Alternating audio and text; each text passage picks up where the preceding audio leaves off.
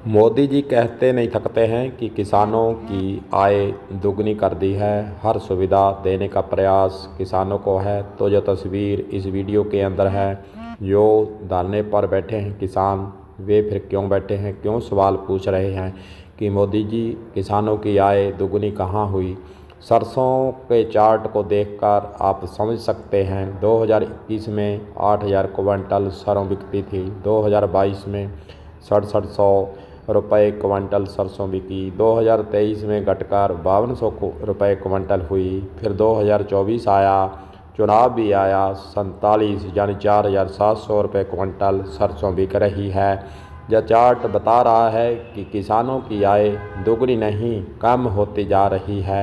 इसीलिए तो किसान अब बीजेपी के लीडरों से, जो गांवों के अंदर लोकसभा चुनाव को लेकर प्रचार प्रसार करने आते हैं, उनसे यही सवाल तो कर रहे हैं और ज़्यादा वे नहीं बोल रहे हैं। सवाल एक ही पूछ रहे हैं कि किसानों के लिए एमएसपी की गारंटी आखिरकार कहाँ गुम हो गई, कहाँ छुप गई। जो मोदी ने कहा था वह वादा क्यों पूरा नहीं किया गया, क्यों किसानों को गुमराह किया गया और गुमराह करके वोट तो बटोर लेते हैं, उसके बाद फिर सरकारें जो है किसानों के आगे कुछ भी करती नज़र नहीं आ रही है।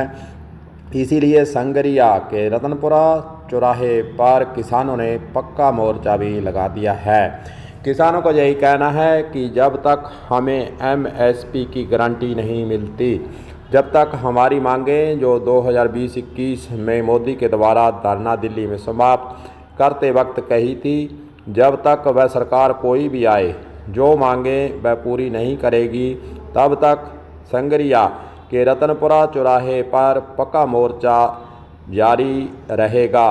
चुनाव तो आते हैं चले जाते हैं, विधानसभा के चुनाव भी आए, अब लोकसभा के आए, यह भी गुजर जाएंगे, लेकिन किसानों के मन के अंदर एक ही पीड़ा है कि उनकी जो आवाज़ है उसको दबाने के लिए सरकारें उस पर बल प्रयोग करती हैं, लाठीचार्ज करती हैं, भगाने का प्रयास करती हैं। किसान चुपचाप शांत स्वभाव से अपना धरना प्रदर्शन पक्के मोर्चे लगाकर बैठ गया है। बरसात हो, आंधी हो, तूफान हो, गर्मी हो, सर्दी हो, उसका किसान पर कोई असर नहीं होता है। वह तो अपनी मांगों को लेकर लगातार धरना प्रदर्शन और अपनी मांग को दोहराए जा रहा है। लेकिन नेता जो है, पार्टी कोई भी हो, नेता सब वादे करके उसके बाद वोट बटोरने के बाद कोई किसानों की सुध लेने के लिए नहीं आता है।